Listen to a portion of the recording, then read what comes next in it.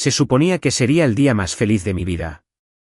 No exactamente el mío, sino la boda de mi hijo Mason. Había pasado años imaginando este día, de pie, orgullosa al fondo del salón, viéndolo comenzar una nueva vida con alguien a quien amaba.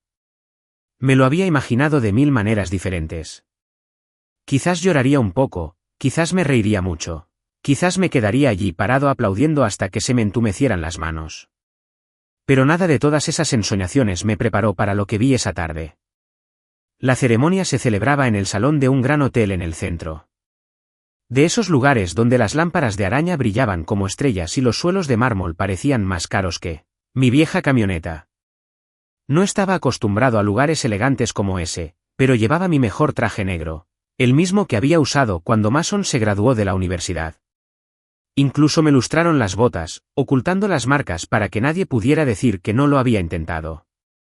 Me quedé allí un momento, respirando hondo, diciéndome que pertenecía allí porque era el padre de Mason y eso significaba algo. Me llevaron a mi asiento en la primera fila, justo donde se suponía que debía sentarse la familia. Había una pequeña tarjeta doblada en la silla, igual que todas las demás. Al principio, no noté nada extraño. Estaba demasiado ocupada intentando no tropezar con la costosa alfombra. Pero cuando por fin me agaché a mirar, se me paró el corazón. El nombre que sonaba en mi silla no decía señor Daniel Cooper, como debía. Ni siquiera decía padre del novio. No. Decía algo más.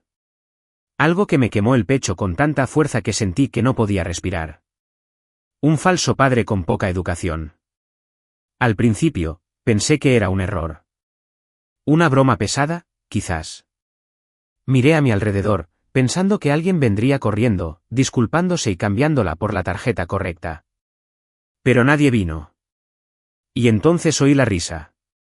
Al principio silencioso, como si alguien intentara ocultarlo tras la mano.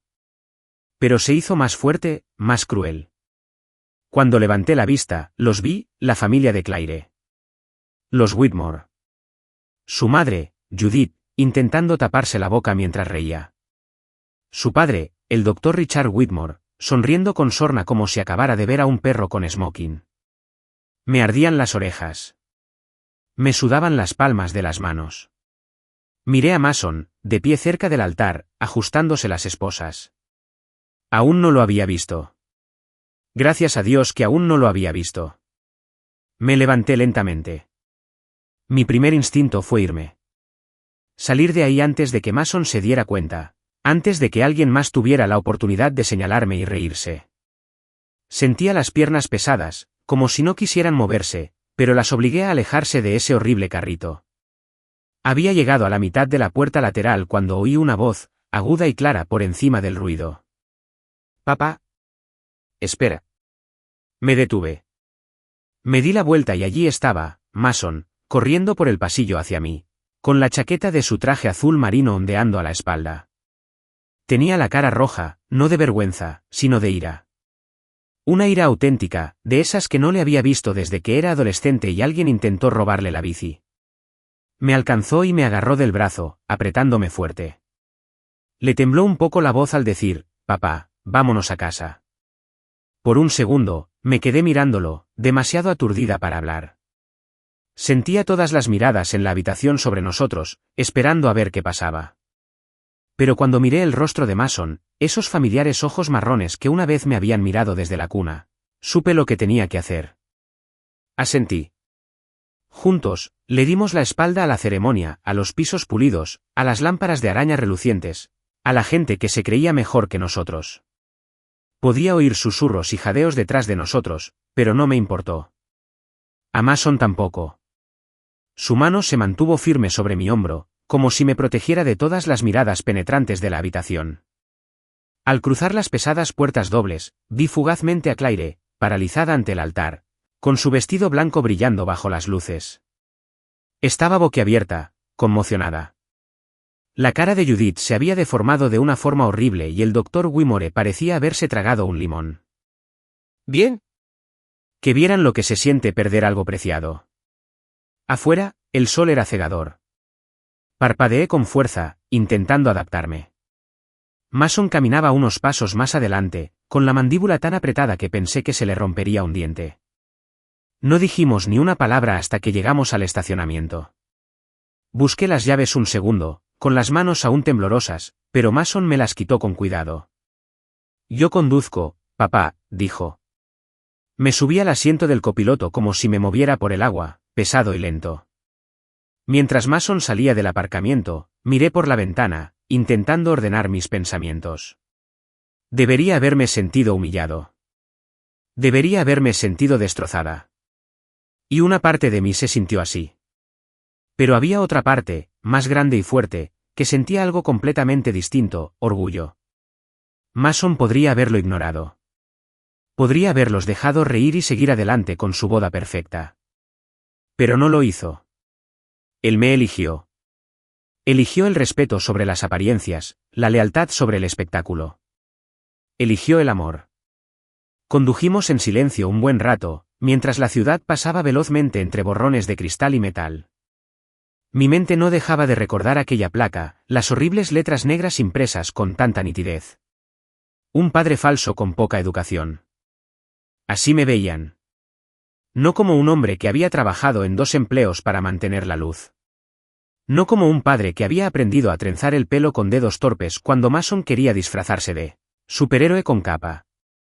No como el hombre que había estado despierto toda la noche cuando Mason tuvo neumonía, rezándole a un Dios en el que ni siquiera estaba seguro de creer. No. Solo un tonto del que podían reírse. Mason golpeó ligeramente el volante con los dedos.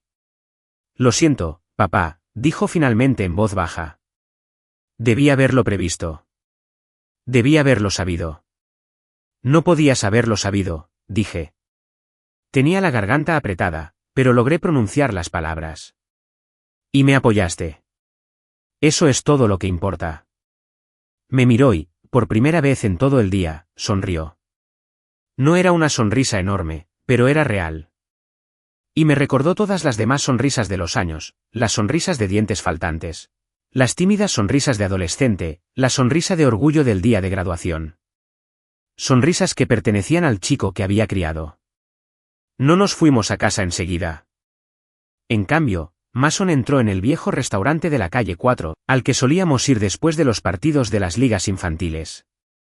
Estaba casi vacío, solo unos camioneros cansados y una camarera limpiando los mostradores. Nos sentamos en una mesa junto a la ventana. Mason pidió café. Yo pedí pastel.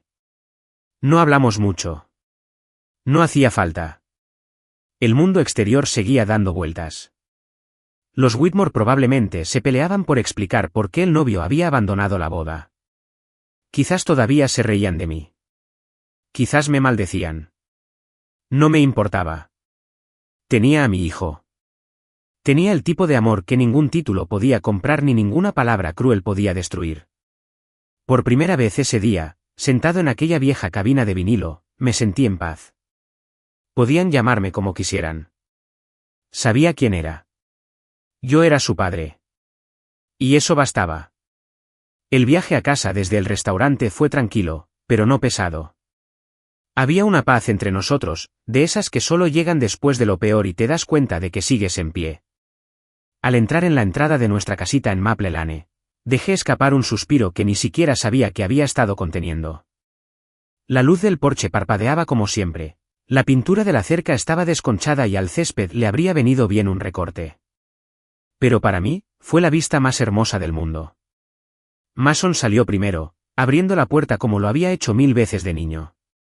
Lo seguí lentamente, con las piernas entumecidas por estar sentado tanto tiempo. Dentro, la casa olía a cuero viejo y café, a aromas reconfortantes, a aromas familiares. Mason dejó las llaves en la mesa del pasillo. Se quitó la chaqueta y se giró hacia mí con una mirada que no le había visto en años. No era vergüenza. No era ira. Era tristeza. Cruda y profunda. No pretendía que hoy terminara así, dijo en voz baja.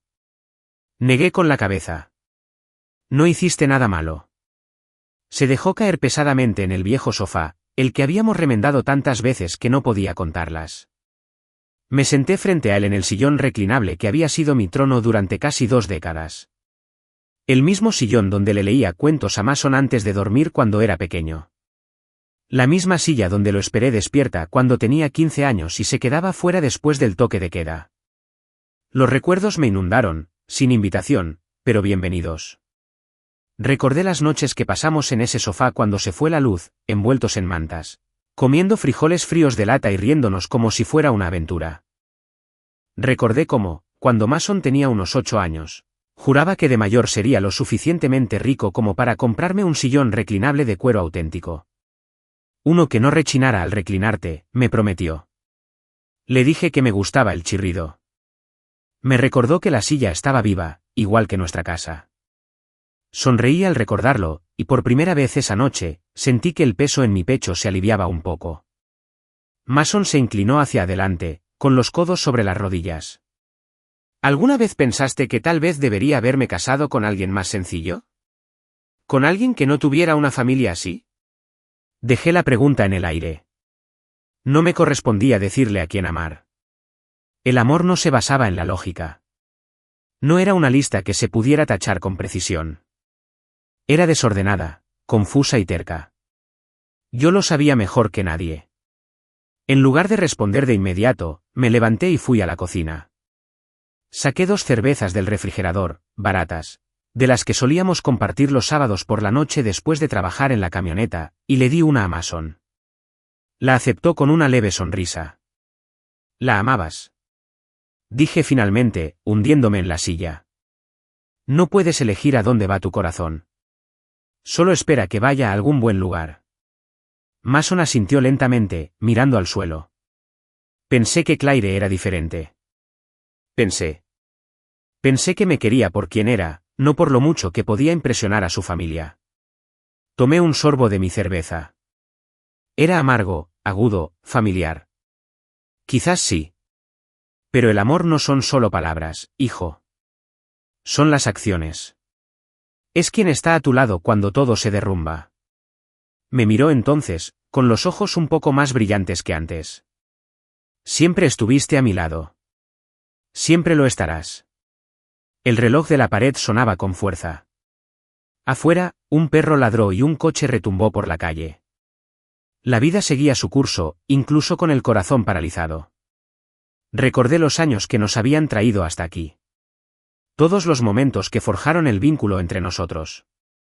Rodillas raspadas y juguetes rotos.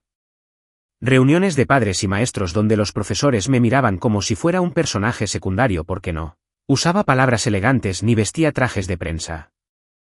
Noches en las que Mason tenía gripe y dormía en el suelo junto a su cama, solo para estar cerca si me necesitaba. Días en los que apenas tenía 2 monedas para frotar, pero Mason aún tenía dinero para el almuerzo en el bolsillo. No era perfecta. Cometí errores. A veces me enojaba. Me perdí algunas obras escolares cuando no podía salir de mi turno, pero nunca me perdí los eventos importantes. Cumpleaños. Graduaciones. Cada momento importante. Y no importa lo que digan de mi educación o de mi cuenta bancaria, nadie podría quitármelo jamás. ¿Te acuerdas?, dije, reclinándome con un crujido, de aquella vez que te rompiste el brazo jugando al fútbol americano en el patio? Mason se rió entre dientes. Sí, pensé que me ibas a matar. Pensé que me ibas a matar, dije riendo. Gritaste tan fuerte que el vecino vino corriendo con un bate de béisbol, pensando que nos estaban robando. Mason rió con más fuerza, sintiendo que la tensión se le escapaba de los hombros. Me llevaste 2 cuadras hasta la camioneta. Yo pesaba mucho en ese entonces. Tú pesabas más porque no parabas de llorar. Ambos nos reímos, y el sonido llenó la pequeña habitación como la luz del sol abriéndose paso entre la tormenta. Por un instante, dejamos de ser el padre y el hijo que acababan de salir de una boda arruinada. Éramos solo 2 almas testarudas, magulladas pero firmes, aferradas a lo único que nunca nos había fallado, el uno al otro.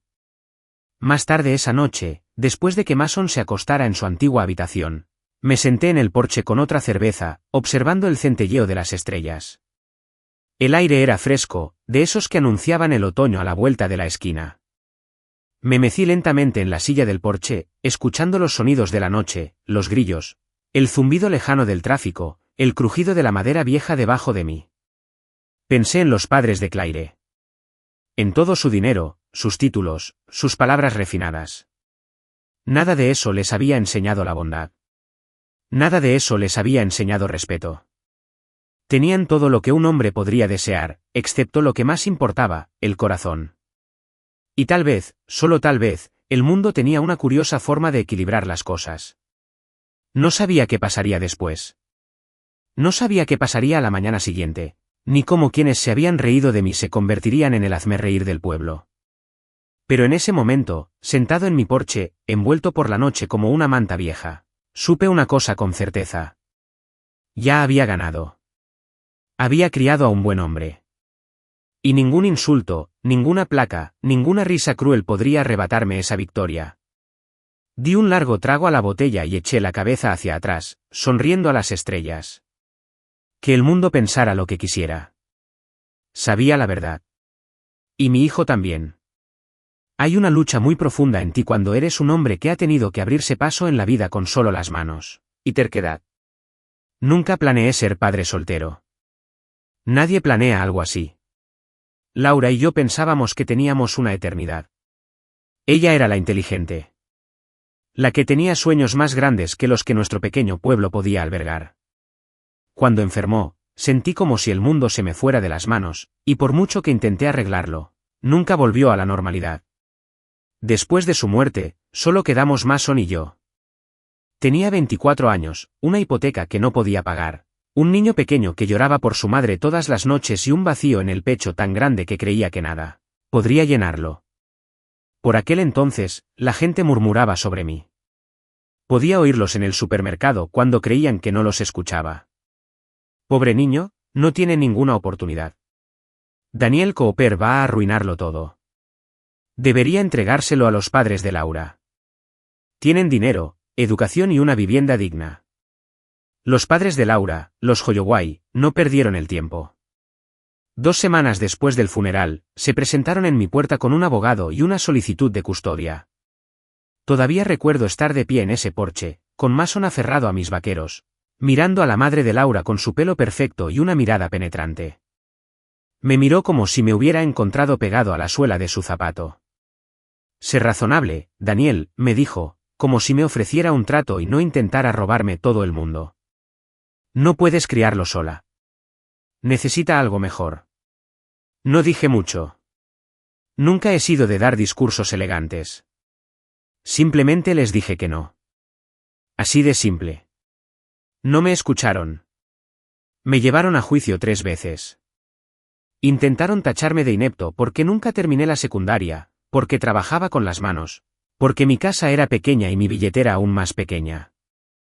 Nunca olvidaré la sensación de estar sentado en esa sala, con la única corbata que tenía, escuchando a su abogado hablar de mí como si no fuera humano. Como si solo fuera un obstáculo que se interponía entre ellos y lo que querían. Tenían historiales, peritos y fotografías. Tenía las manos callosas, los ojos inyectados en sangre y el amor desesperado de un hombre que lo había perdido todo menos a su hijo. Debería haber sido una masacre.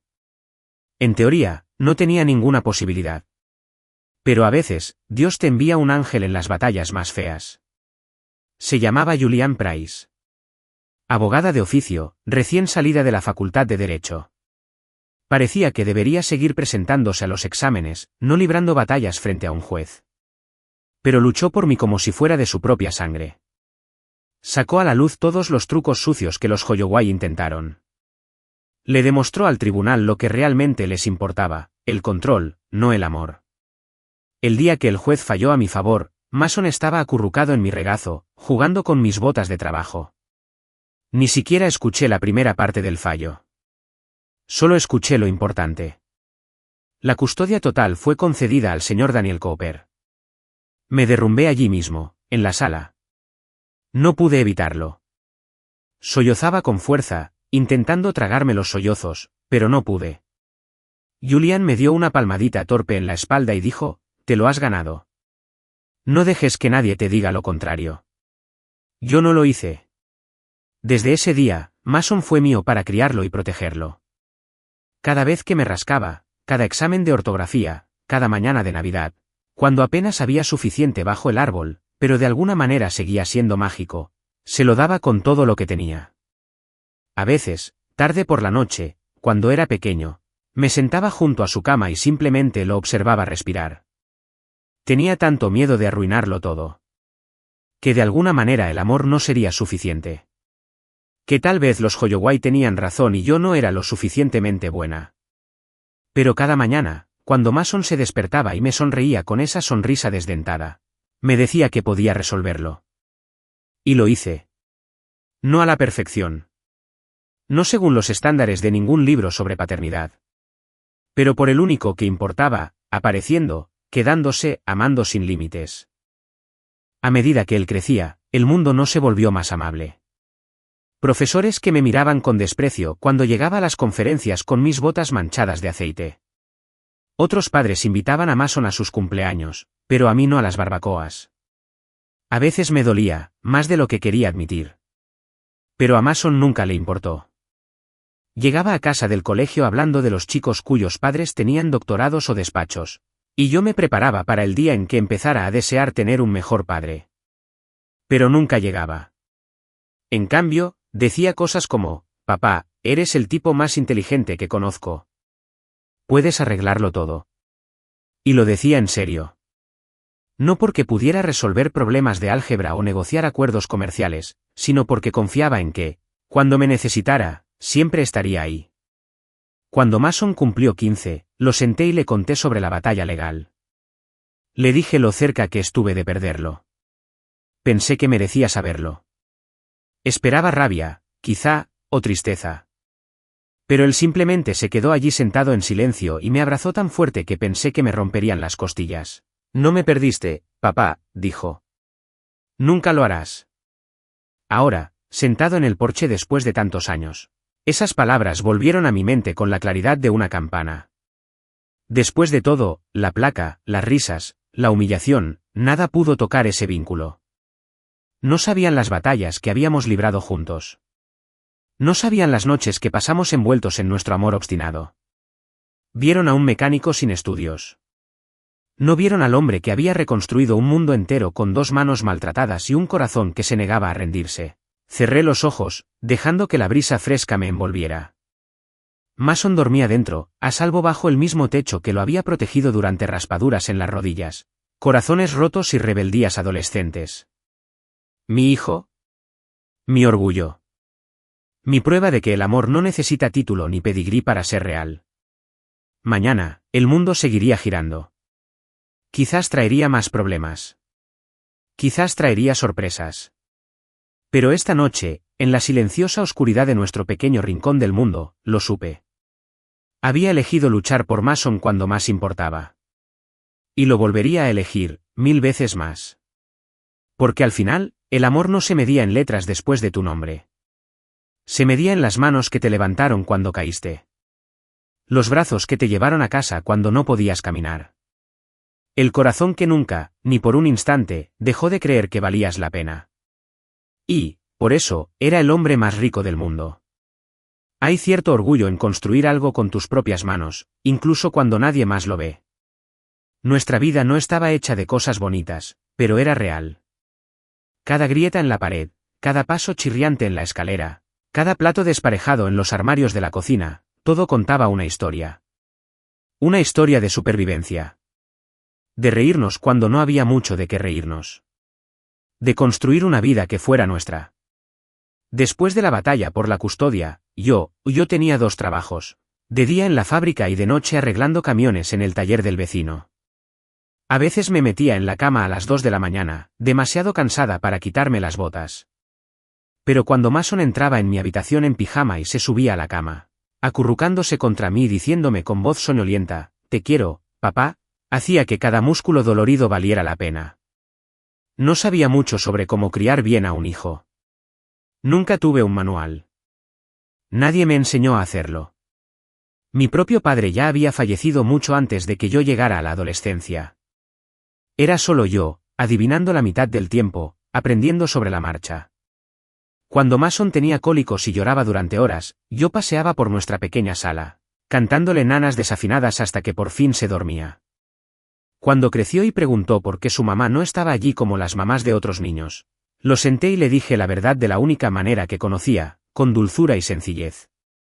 Te amaba más que a nada en el mundo, le dije una vez, acariciándole la espalda mientras él me miraba parpadeando con lágrimas en los ojos. Y te mira todos los días. Eres lo mejor que tiene. Me creyó. Y tal vez, en cierto modo, esa creencia nos mantuvo a ambos en marcha. El dinero escaseaba en aquellos años. Muchísimo. Había días en los que me saltaba la cena solo para asegurarme de que Mason tuviera suficiente. Noches en las que la compañía eléctrica amenazaba con cortarnos el suministro. Aprendí a estirar $1 hasta el límite. Ropa usada, juguetes usados de la tienda de segunda mano, útiles escolares comprados tarde cuando estaban en liquidación. Pero ¿sabes qué? Mason nunca se quejó. Ni siquiera cuando tenía que usar zapatillas con cinta adhesiva en la punta. No cuando la Navidad significaba solo un regalo bajo el árbol.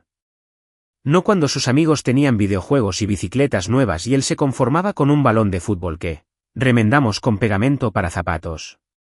En cambio, me hizo sentir orgulloso de maneras que ni siquiera puedo explicar. Trabajaba duro en la escuela. Era amable. Ayudaba a los vecinos a rastrillar hojas y palear nieve sin que se lo pidieran. Y cada vez que corría a casa, sudado y embarrado de jugar afuera, gritándole a papá, adivina qué. Como si yo fuera la única persona en el mundo a quien quisiera contárselo, sabía que lo estábamos haciendo bien. No teníamos un patio trasero grande, pero teníamos suficiente espacio para una parrilla vieja y destartalada y 2 sillas de jardín. Cada verano, ahorraba para una pequeña acampada, solo Mason, yo y una tienda de campaña que goteaba cuando llovía. Pescamos en ríos fangosos, asamos malvaviscos hasta que se incendiaban y contábamos historias de fantasmas que nos hacían reír tanto que ni siquiera nos asustaban. Esos fines de semana eran caóticos, baratos y perfectos. Una noche, cuando Mason debía de tener unos 10 años, nos tumbamos bajo las estrellas, contemplando el cielo. Se giró de lado y me miró con una seriedad que no correspondía con la falta de sus dientes delanteros. ¿Somos papá pobre?, preguntó. La pregunta fue más dura que cualquier puñetazo. Quería mentir.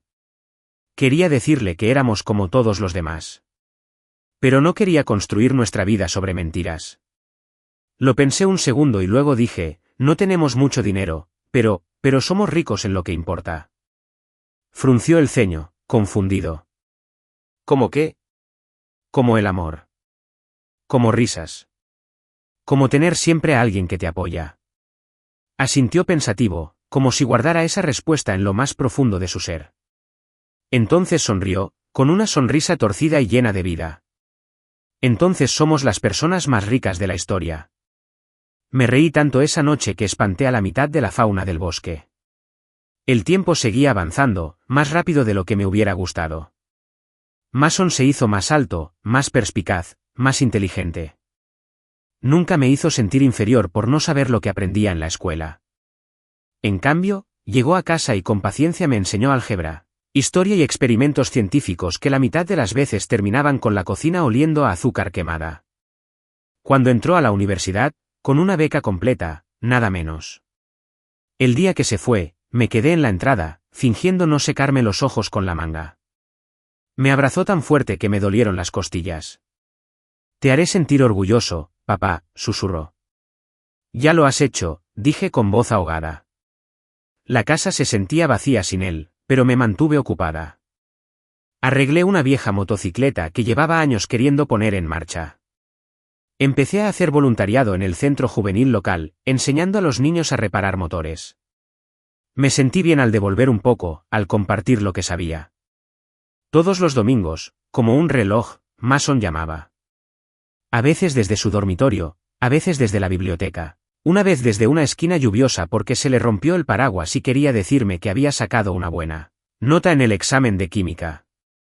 Por muy ocupado que estuviera, nunca olvidó de dónde venía. Y entonces, años después, llegó el día en que me llamó con la voz temblorosa de emoción. Papá, dijo, sin aliento, conocí a alguien. Claire.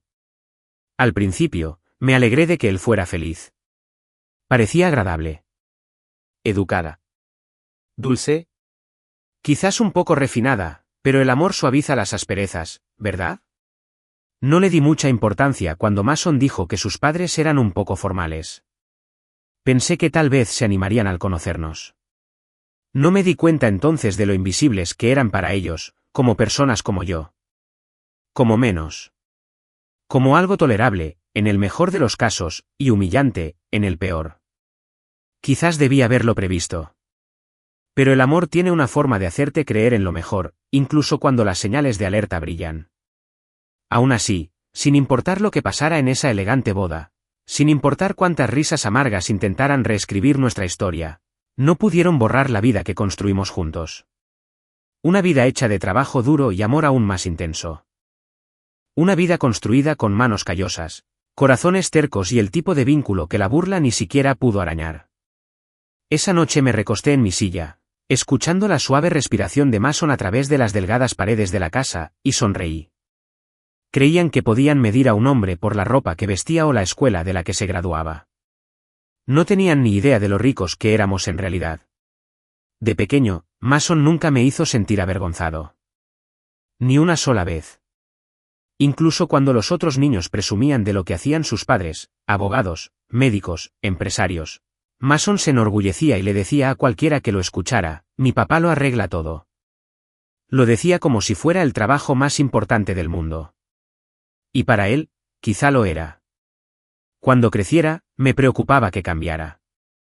Que la adolescencia y la presión de grupo le harían ver la suciedad bajo mis uñas o las manchas de grasa en mis vaqueros como algo vergonzoso. Me preparé para ello, la verdad. Esperando el día en que dejara de invitarme a las jornadas de orientación profesional o empezara a dudar, cuando le preguntaran a qué se dedicaba su padre.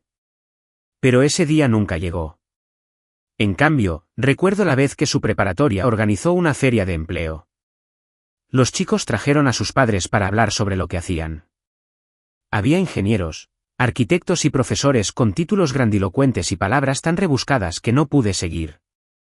Casi le dije a Mason que debería elegir a alguien más para que lo acompañara ese día.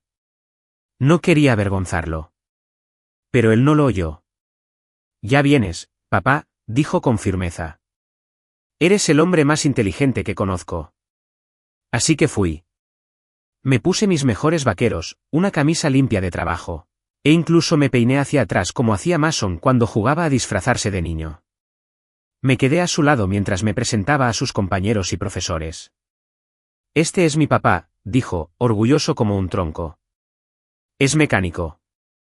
Arregla coches, camiones, cortadoras de césped, cualquier cosa con motor. Incluso me construyó un kart desde cero cuando tenía 10 años. Las caras de los niños se iluminaron. Algunos profesores sonrieron educadamente, pero algunos se quedaron realmente impresionados cuando Mason les contó cómo usaba piezas de descarte y aún así hacía que ese pequeño kart funcionara de maravilla. De regreso a casa esa noche, Mason se inclinó y dijo, algunos papás usan traje, pero el mío puede construir cosas con las manos. Eso es mucho más genial. No creo que se diera cuenta de lo que eso significaba para mí. Quizás nunca lo haga. Incluso cuando se fue a la universidad, rodeado de chicos de familias ricas y de orígenes refinados, nunca dejó de sentirse orgulloso de sus orígenes. Enviaba fotos de él en su dormitorio, sonriendo como un tonto, con un póster de un Mustang clásico detrás, un coche que habíamos reconstruido juntos durante un verano largo y grasiento. Una vez, durante su segundo año, trajo a unos amigos a casa durante las vacaciones. Me preocupaba lo que pensarían de nuestra pequeña casa, la entrada agrietada, los muebles de segunda mano. Pero Mason se portaba como si fuera un palacio. Les enseñó el taller de atrás, donde habíamos pasado incontables fines de semana, y les contó historias sobre cómo aprendió a cambiar el aceite antes de aprender a conducir. Incluso señaló con orgullo mi viejo sillón reclinable en la sala y dijo, el mejor sillón del mundo. Me sentaba allí todas las noches a escuchar las historias locas de mi papá. Y cuando uno de sus amigos bromeó sobre la pequeña cocina, Mason se rió y dijo, sí, pero nunca has comido hamburguesas mejores que las de mi papá. Me hizo sentir como si me diera 3 metros. Eso es lo que hace el amor. No te oculta en las sombras. Te ilumina, incluso cuando el resto del mundo mira hacia otro lado. Claire entró en su vida poco después. Me di cuenta de que estaba perdidamente enamorado desde el principio. Hablaba de ella como si fuera la luz del sol. Era inteligente, la mejor de su clase, y estaba estudiando Derecho Internacional. Mason no podía dejar de sonreír cada vez que la mencionaba. La primera vez que nos vimos, fue educada, un poco rígida quizá, pero bastante amable. Lo atribuí a los nervios. No todos saben qué decirle a un hombre que se gana la vida metido hasta los codos en motores. Su sonrisa era tensa, sus palabras cautelosas, como si temiera pisar aceite con solo estar a mi lado. Pero Mason la miró como si fuera la luna, y eso me bastó. No fue hasta más tarde, en reuniones y cenas familiares, que noté las pequeñas grietas. La forma en que sus padres me hablaban en la mesa, usando palabras para confundirme o menospreciarme. La forma en que Claire a veces se estremecía cuando mencionaba el trabajo, como si hubiera dicho algo incivilizado. La forma en que me presentó a sus amigos una vez, no como el padre de Mason, sino como el hombre que arreglaba nuestro coche. Aún así, me dije que no importaba. Tal vez no era su tipo de persona. Quizás solo necesitaban tiempo. Quizás el amor pudiera suavizarlo como siempre. Pero ahora, al recordar lo que pasó en la boda, me doy cuenta de que el amor por sí solo no siempre basta para superar ciertas diferencias, sobre todo las que se construyen a partir del orgullo y los prejuicios. Recuerdo una conversación en particular con Mason unos 6 meses antes de la boda. Estábamos arreglando el columpio del porche y reemplazando unas tablas podridas. Él martillaba mientras yo sujetaba firmemente el listón nuevo. ¿Crees que les gusto a los padres de Claire?, preguntó de repente. Me encogí de hombros, cuidando mis palabras. No te conocen como yo. Dale tiempo. Asintió, pero el surco entre sus cejas permaneció. A veces pienso que parecen afirmativas. No lo sé. No es suficiente, murmuró. Más por las uñas que por mí. Dejé la tablilla y me limpié las manos en los vaqueros. Escucha, hijo, dije con cuidado. Hay gente que nace creyéndose mejor que otros por dónde estudiaron o por cuántos ceros tienen el sueldo. Ese es su problema, no el tuyo. A un hombre se le mide por cómo trata a quienes no pueden hacer nada por él. Por su corazón, no por su bolsillo. Mason guardó silencio durante un buen rato. Siguió martillando. Pero tenía la mandíbula apretada, y me di cuenta de que guardaba esas palabras como siempre hacía cuando algo importaba. Quizás por eso, el día de la boda, al ver esa horrible placa y oír las risas, no dudó. Recordó lo que importaba. Eligió el amor por encima de las apariencias. Él eligió el respeto sobre el estatus. Me eligió a mí. No porque fuera el padre perfecto. No porque tuviera riquezas ni títulos que ofrecer. Sino porque, cuando me arrebataron todo lo demás, dinero, educación, trajes elegantes y casas grandes, lo que quedó fue un vínculo construido a partir de años de trasnochar, madrugar, rodillas raspadas, cenas quemadas, motores reparados, cuentos para dormir y 1000 pequeños momentos de presencia. Y a veces, eso es más que suficiente. A veces, lo es todo. Los Whitmore eran de esas familias que llevaban su orgullo como una armadura. Todo en ellos era pulido, ensayado y demasiado perfecto. Desde la primera vez que los conocí en una cena que dieron los padres de Claire, noté la diferencia. Hablaban con un tono seco y preciso, como si cada palabra fuera una actuación cuidadosamente medida. Se estrechaban la mano con demasiada firmeza, sonreían con demasiada tensión. Y cuando hablaban de sus logros, títulos, inversiones, proyectos empresariales, no era una conversación. Era competencia. Intenté encajar. Dios sabe. Lo intenté. Llegué con la mejor ropa que pude permitirme, no apoyé los codos en la mesa y cuidé mis modales como Laura me había enseñado. Sonreí cuando usaban términos sofisticados sobre acciones y capital privado. Asentí cortésmente cuando el Dr. Whitmore presumió de las prestigiosas universidades de su familia como si fueran una corona. Pero, hiciera lo que hiciera, no era suficiente. No me vieron como un hombre que había criado a un hijo con sangre, sudor y sueños rotos. No vieron al padre que se quedó despierto durante días para cuidar a un niño enfermo hasta que recuperó la salud, que aprendió a trenzar el cabello para las obras escolares, que le enseñó a un niño a montar en bicicleta corriendo detrás de él durante horas aunque le gritaban las piernas. De dolor. No vieron amor. Vieron suciedad bajo mis uñas y a alguien que abandonó la preparatoria. Vieron a alguien a quien no podían exhibir en sus cócteles ni dejar entrar en conversaciones con sus amigos de la Torre de Marfil. Aún así, me mordí la lengua. Por Mason. Sonreí cuando me trataban con condescendencia.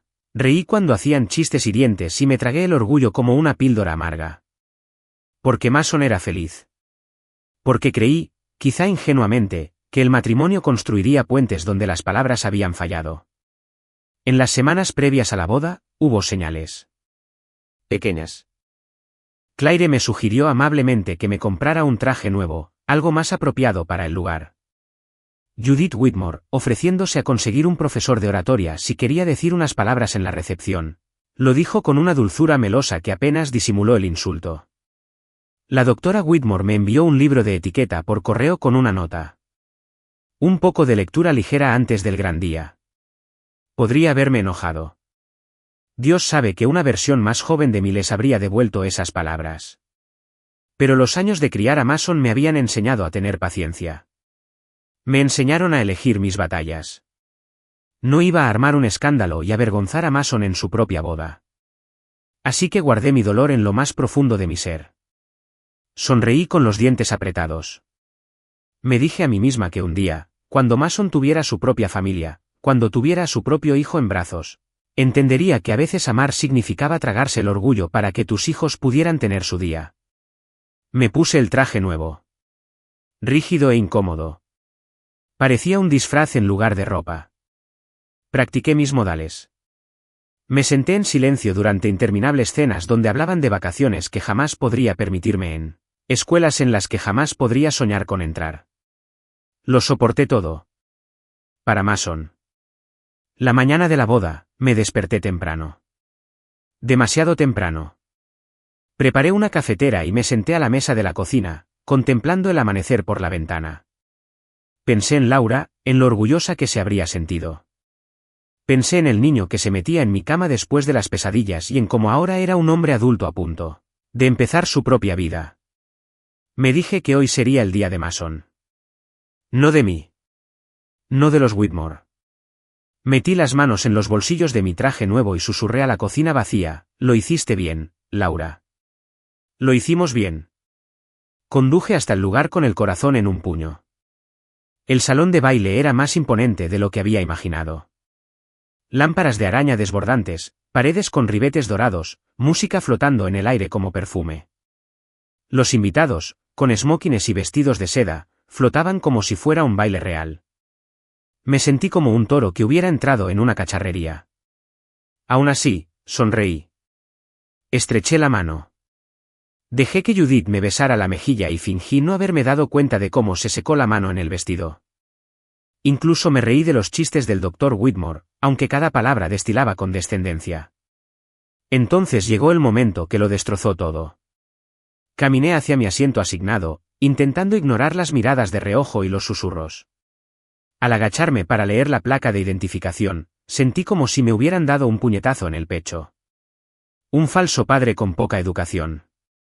Lo miré fijamente, parpadeando, esperando que cambiara si lo miraba lo suficiente. Pero no cambió. Las letras eran nítidas, deliberadas, crueles. La risa empezó suavemente. Una risita por aquí, una risita por allá. Luego fue creciendo. Fea. Mala. Judith se tapó la boca con la mano, pero no logró ocultar el brillo en sus ojos. El Dr. Whitmore meneó la cabeza con fingida compasión. Quería desaparecer. Quería hundirme en el suelo de mármol y no volver a ser visto. Pero antes de que pudiera moverme, antes de que la humillación terminara de aplastarme, la voz de Mason interrumpió el ruido. Papá. Me giré. Estaba de pie junto al altar, a medio camino de mí, con los ojos encendidos. Vámonos a casa. Sin dudarlo, cruzó la habitación, me tomó del brazo y juntos salimos. Más allá de los susurros. Más allá de los jadeos. Más allá de las personas perfectas con sus ropas perfectas y sus vidas perfectas. Claire no la siguió. Judith no gritó. El Dr. Whitmore no se movió. Nos dejaron ir como si fuéramos indignos. Afuera, el sol cegaba. Mason me abrió la puerta del coche como lo había hecho cientos de veces cuando era niño y fingía ser chofer. Me deslicé en el asiento del copiloto, con el corazón demasiado lleno para hablar. Condujo en silencio un rato, con las manos apretadas al volante. Lo siento, papá, dijo finalmente con la voz ronca. Debería haberlo visto antes. Negué con la cabeza. Lo viste cuando importaba. En un semáforo en rojo, se giró hacia mí. No me importan los títulos, ni las cuentas bancarias, ni nada de eso. Eres mi padre. Eres mi familia. Las lágrimas me quemaron los ojos, pero las contuve. Ese día, me di cuenta de algo importante. La familia no se construye en salones de baile ni se cierra con títulos. Se construye en las trincheras, con una rodilla raspada, una comida perdida, un cuento susurrado antes de dormir. Podrían quedarse con sus candelabros y su champán. Tenía algo que jamás entenderían. Tenía la lealtad de mi hijo, y nada en el mundo podría hacerme más rico que eso. La mañana después de la boda de Mason, eso no fue así. Me desperté antes del amanecer. No podía dormir, por muy cansado que estuviera. Mi mente no dejaba de repasar todo lo ocurrido la noche anterior. La risa burlona, ese horrible cartel, el silencio denso al salir del salón. Me senté en el porche con una taza de café fría en las manos, mirando la luz grisácea del amanecer. El mundo seguía girando. Los pájaros cantaban. En algún lugar del pueblo, la gente despertaba a sus vidas cotidianas. Pero para mí, algo fundamental había cambiado. No estaba enfadado, no exactamente. Había superado la ira. Lo que sentía ahora era algo más profundo, más pesado. Una tristeza por cómo la gente podía convertir el amor en algo cruel. Me preguntaba qué pasaría ahora. Mason no había dicho mucho después de que llegamos a casa anoche. Se quedó sentado en el sofá un buen rato, con la mirada perdida. Finalmente se durmió, sentado, con la cabeza apoyada en la pared, como cuando era niño y viajaba en el asiento trasero después de un largo día. No lo desperté. Lo cubrí con una manta y me senté cerca, vigilando como siempre. Estaba tomando mi segundo café cuando oí el rugido de un motor que se acercaba. Miré de reojo hacia la entrada y vi la vieja camioneta de Mason llegando, un poco destartalada y polvorienta. Era Theo, su mejor amigo desde la prepa. Theo salió de un salto, todavía con su uniforme de mecánico, y corrió hasta el porche. ¿Has visto las noticias?, preguntó, jadeando como si hubiera corrido todo el camino. Fruncí el ceño. Noticias. Theo me pasó el teléfono, la pantalla ya estaba iluminada con titulares. Whitmore. Lo miré sin pestañear. Debajo del titular había una foto del padre de Claire, el Dr. Whitmore, con cara seria mientras los periodistas lo rodeaban. Otro titular de artículo apareció debajo. Fuentes afirman que la fortuna familiar está en riesgo ante la intervención de las autoridades. Mi primera reacción no fue de alegría. Ni siquiera fue satisfacción. Fue sorpresa. Theo siguió hablando, la emoción lo desbordaba. Alguien filtró un montón de documentos anoche, correos electrónicos, extractos bancarios, memorandos internos. Está por todas partes. La sé que está involucrada. Dicen que Industrias Whitmore lleva años falseando sus cuentas. Colgué el teléfono lentamente.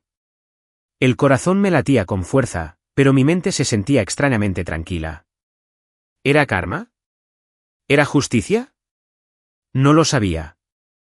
Solo sabía que quienes se habían reído de mí, quienes me habían llamado impostor, quienes habían intentado hacerme sentir insignificante, se estaban derrumbando bajo el peso de sus propias mentiras.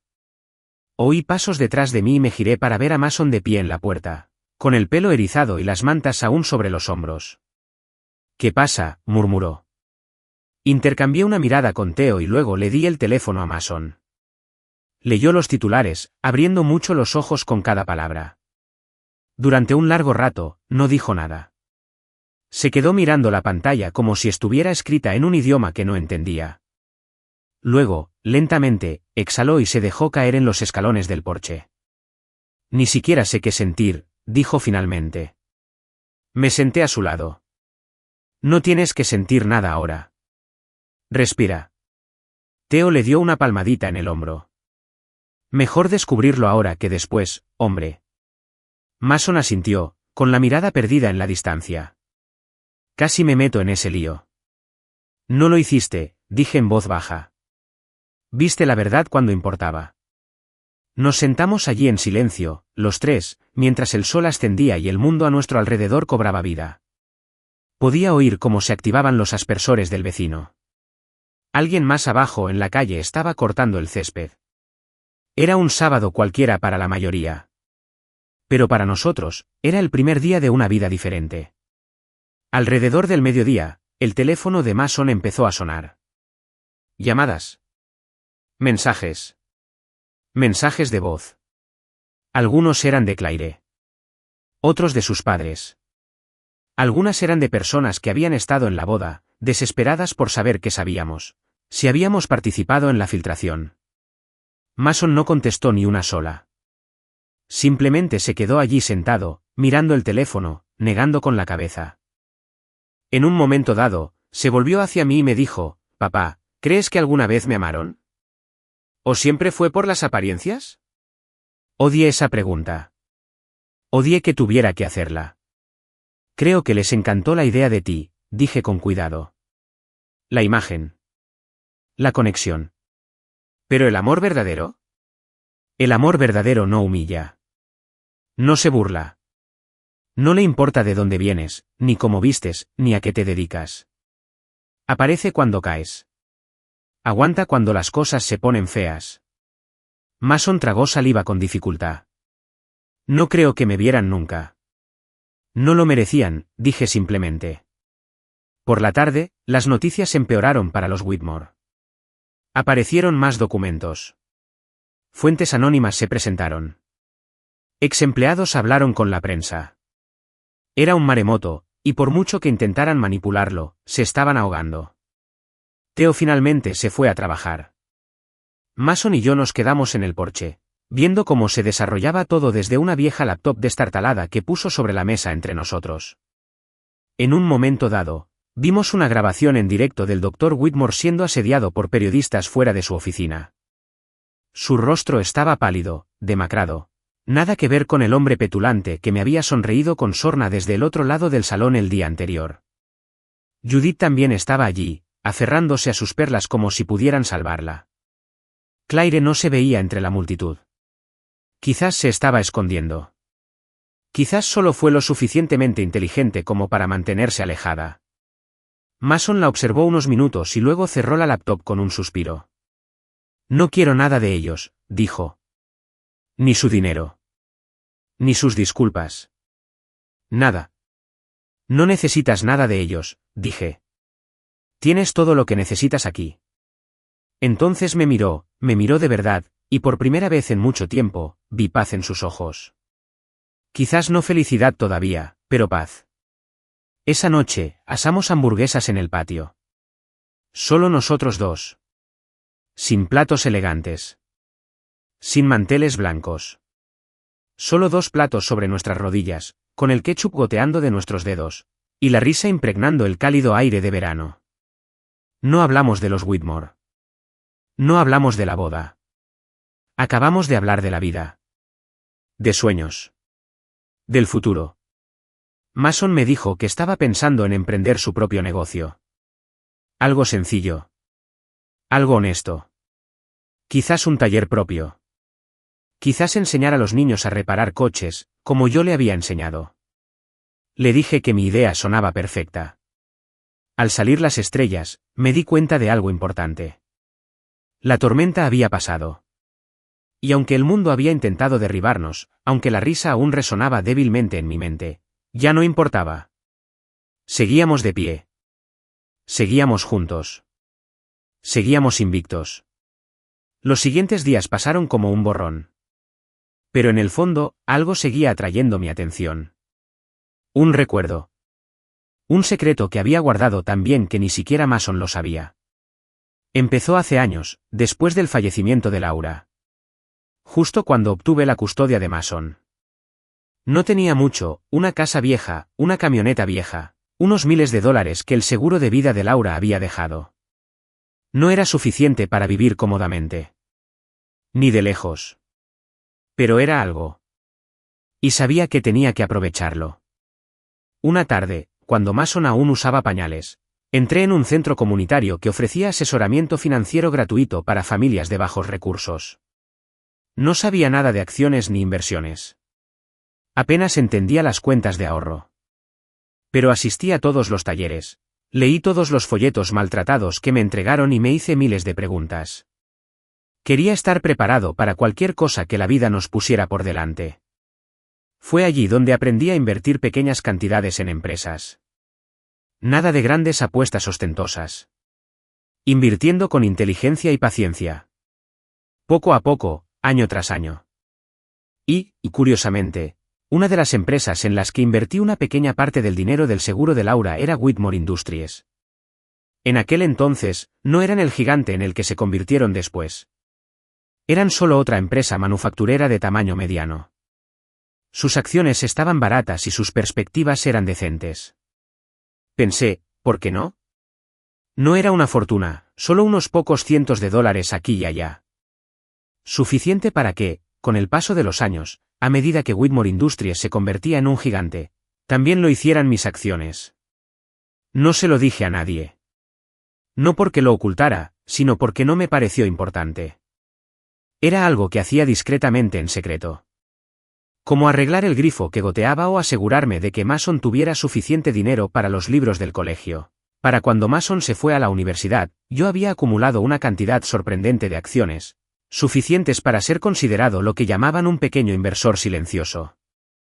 No las suficientes para formar parte de su junta directiva ni ejercer influencia. Pero lo suficiente como para que, al venderlas, alguien se diera cuenta. Hacía años que no tocaba esas acciones. Simplemente estaban ahí, creciendo silenciosamente. Como un árbol plantado en un campo olvidado. Hasta la noche de bodas. Cuando vi esa placa. Cuando oí la risa, algo dentro de mí se quebró. No por ira. No por venganza. Con claridad. Quienes se sentaron allí, burlándose de mí, pensaron que no era nada. No sabían que poseía una pequeña parte del imperio del que presumían. No sabían que con una sola llamada, podía hacer que su pequeño y cómodo mundo se tambaleara. Así que lo hice. Esperé a que Mason y yo llegáramos a casa. Esperé a que se quedara dormido en el sofá. Le subí la manta hasta la barbilla como si fuera un niño otra vez. Luego me senté a la mesa de la cocina.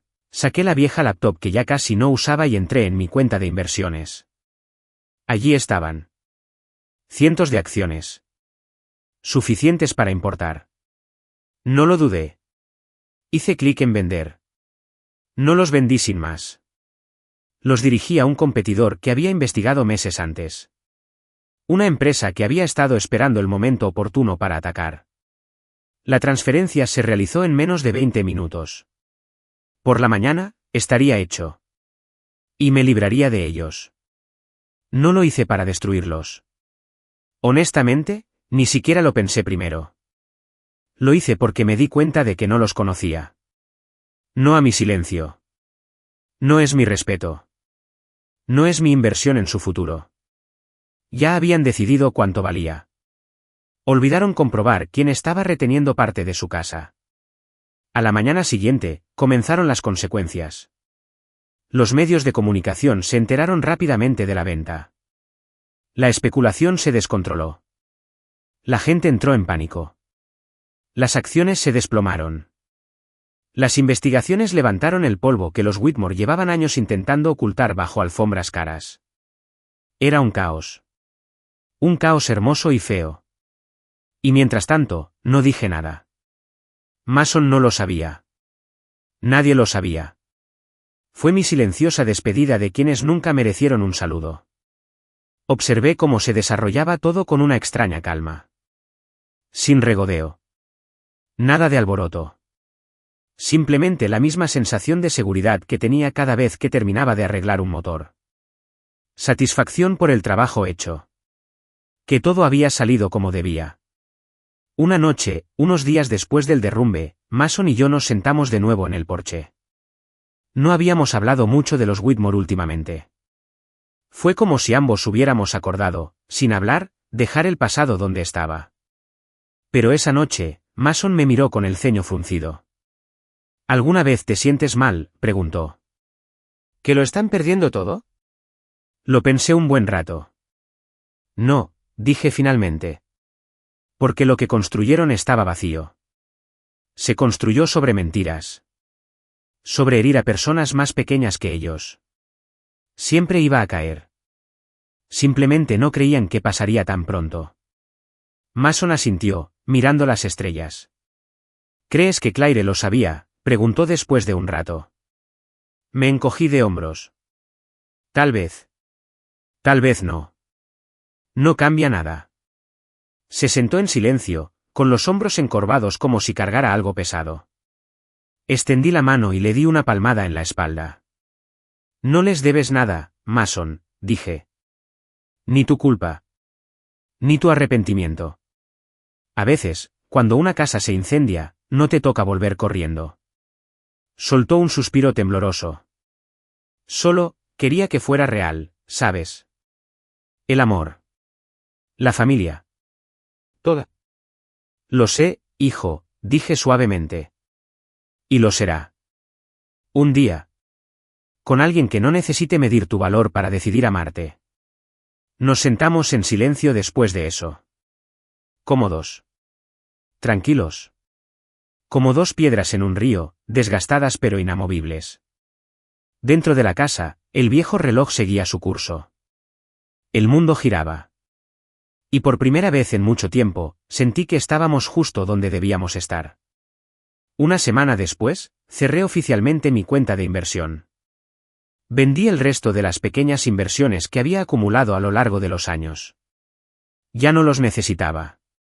No necesitaba la manta de seguridad. Teníamos algo mejor. Nos teníamos el uno al otro. Y teníamos libertad. A veces, son las manos invisibles las que más moldean el mundo. Aquellos que nadie nota. Aquellos de los que los ricos y poderosos se ríen, desestiman u olvidan. Hasta que esas manos los sueltan silenciosamente. Y todo lo que creían inquebrantable empezó a derrumbarse. No necesitaba su aprobación. No necesitaba sus disculpas. Ni siquiera necesitaba que supieran que era yo. Lo único que necesitaba ya estaba sentado a mi lado en ese porche. Un hijo que me había elegido. Y una vida que ningún dinero podría reemplazar. La vida tiene una forma de sorprenderte cuando menos lo esperas. Después de todo lo que pasó. El desastre de la boda. El colapso de Industrias Whitmore. El sinfín de noticias que pintan a la familia de Claire bajo una nueva y más desastrosa luz. Pensé que Mason estaría destrozado por mucho tiempo. Pensé que se aislaría. Que se endurecería y amargaría como algunos hombres tras una traición. Pero Mason no fue criado para ser ese tipo de hombre. Lentamente, como los primeros brotes rebeldes que brotan de la tierra congelada, empezó a sanar. Empezó con pequeñas cosas.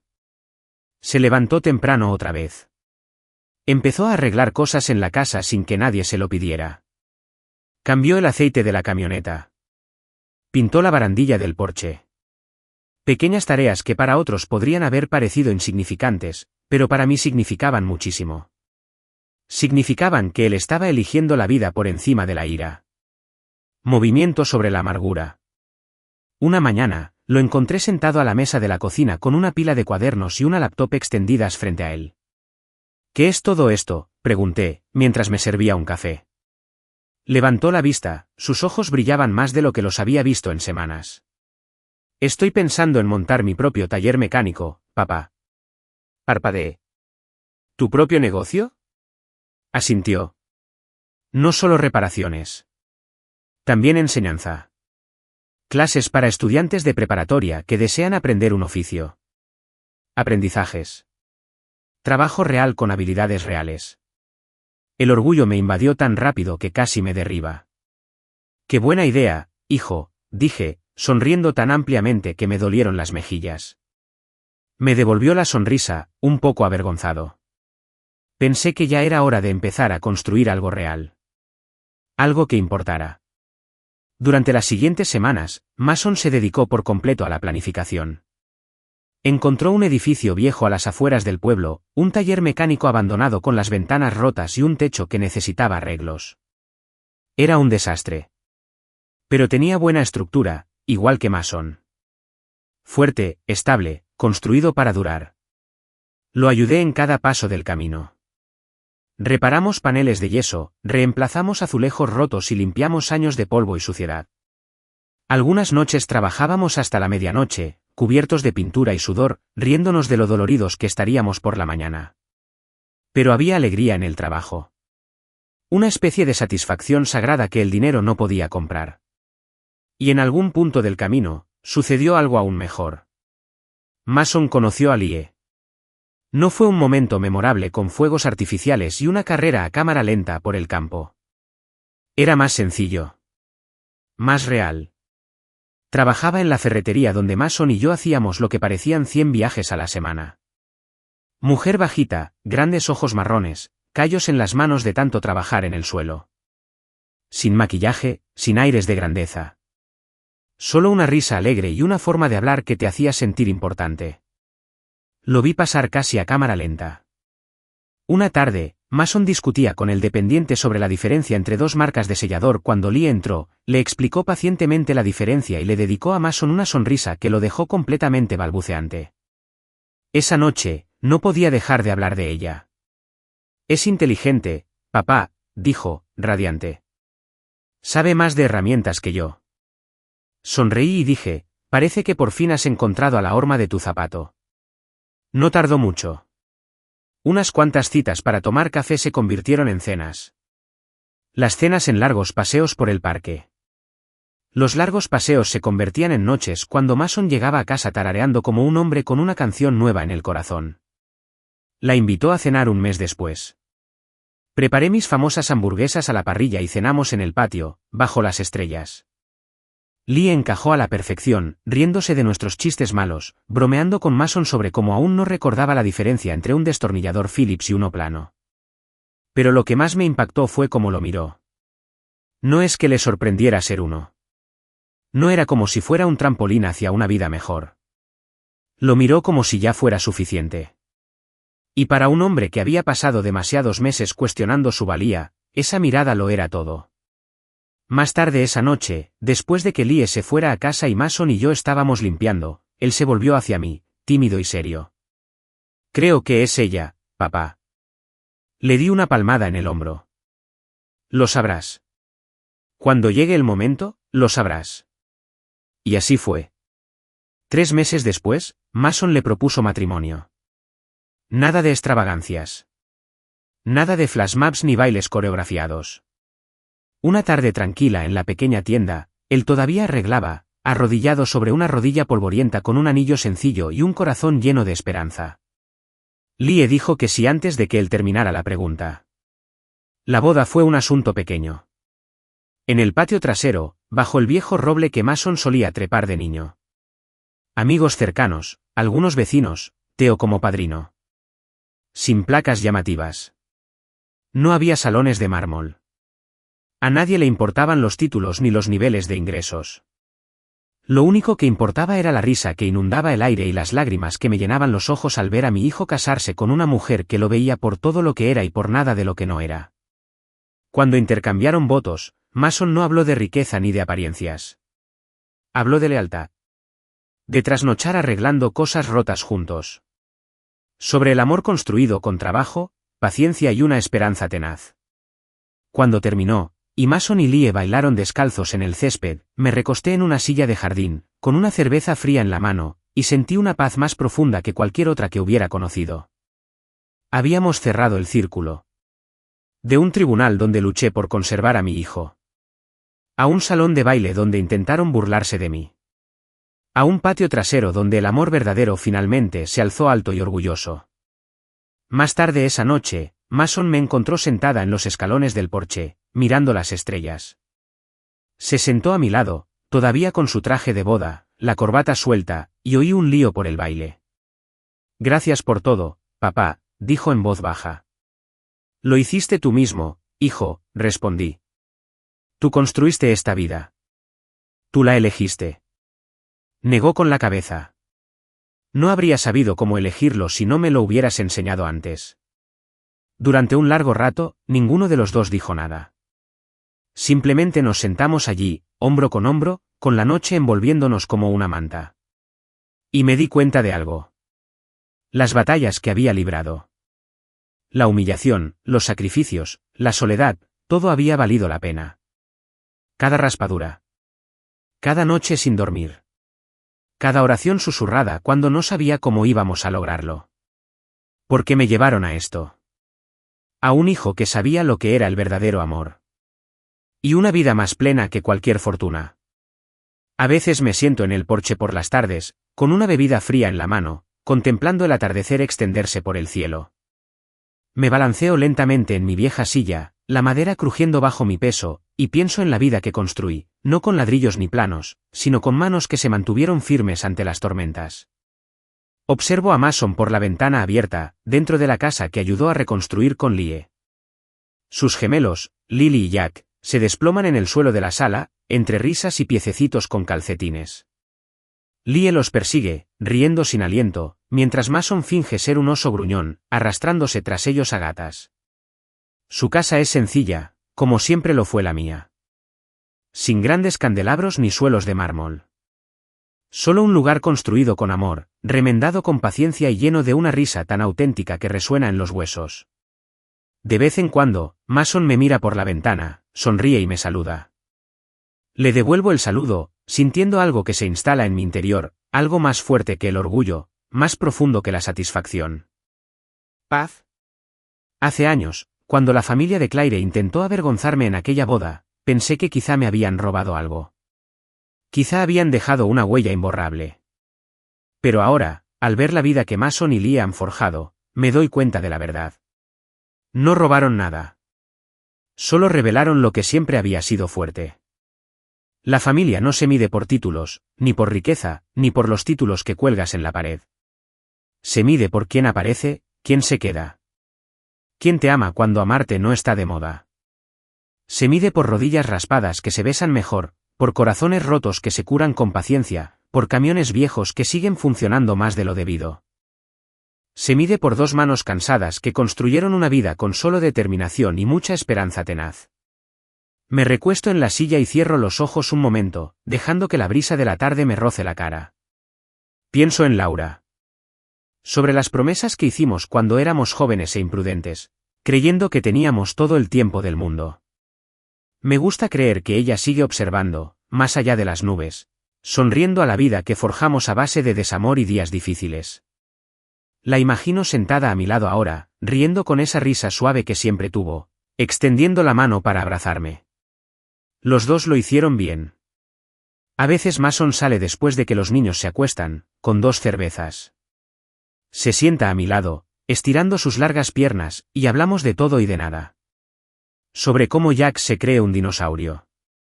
Sobre cómo Lily se niega a dormirse a menos que escuche 3 cuentos seguidos. Sobre lo aterrador que es criar hijos, preguntarse si lo estás haciendo bien, preocuparse por cometer errores que aún no ves. A veces me da miedo, papá, admitió una vez, mirando las estrellas. Miedo de arruinarlo todo. Solté una risita, di un sorbo lento a mi bebida y dije, bienvenido a ser padre. Se rió, negando con la cabeza. Pero lo hiciste parecer fácil. Me giré para mirarlo entonces, al hombre fuerte y amable en el que se había convertido. No fue fácil, dije. Ni por un minuto. Simplemente te amé lo suficiente para superarlo. Ese es el secreto que nadie te cuenta sobre la familia, sobre la vida. No se trata de que todo salga bien. No se trata de no caer nunca. Se trata de levantarse de nuevo. Siempre. De presentarse incluso cuando estás cansado. Incluso cuando tienes miedo. Incluso cuando no tienes ni idea de lo que haces. Se trata de amar con tanta fuerza que todas las piezas rotas empiezan a encajar de nuevas maneras. Y sentado junto a mi hijo, bajo un cielo estrellado, me di cuenta de algo más. Los Whitmore se habían reído de mí una vez. Me llamaron padre falso y sin estudios. Intentaron pintarme como inferior. Pero nada de eso importaba ya. Porque mientras su imperio se desmoronaba, mientras sus vidas cuidadosamente construidas acaparaban titulares y tribunales, mi vida estaba aquí. Vivo. Respirando. Cada día más fuerte. No es perfecto. No está pulido. Pero es real.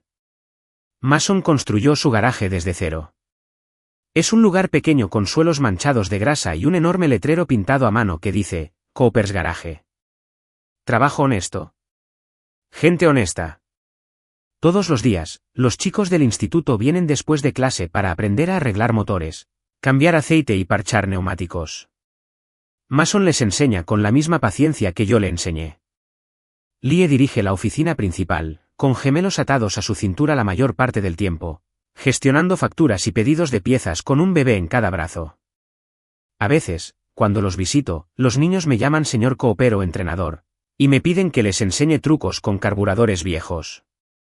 Les enseño todo lo que sé, igual que hice con Mason.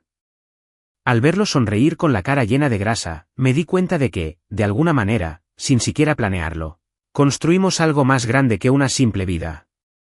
Construimos un legado. Un lugar donde los niños que se sentían ignorados podían enorgullecerse de sus manos, de sus habilidades, de saber qué importaban. En Mason, él está en el centro de todo. No por un nombre elegante. No por una cuna de oro. Porque sabe lo que es el verdadero valor. Porque se crió con él. Una noche, después de un largo día en la tienda, Mason me encontró de nuevo en el porche. Se sentó a mi lado sin decir palabra. Me dio una cerveza fría y se quedó mirando el campo que se extendía bajo la luz de la luna. Después de un rato, habló, gracias por luchar por mí, papá. Para todo. Choqué mi botella con la suya y dije, siempre. Porque eso es lo que hacen los verdaderos padres. Aparecen. Se quedan. Aman incluso cuando es difícil, cuando es complicado, cuando el mundo les dice que no son suficientes. Demuestran que el mundo está equivocado, no con discursos, dinero ni objetos brillantes, sino con el simple y tenaz acto de estar ahí. Y esta noche, sentado aquí, meciéndome bajo el cielo abierto, sé que, sin importar lo que el mundo haya intentado decir de mí, nunca fui un padre falso. Nunca fui inferior a nada. Yo era un hombre de verdad. Un padre de verdad. Y había construido una vida que ninguna risa, ninguna crueldad, ninguna placa podría borrar jamás.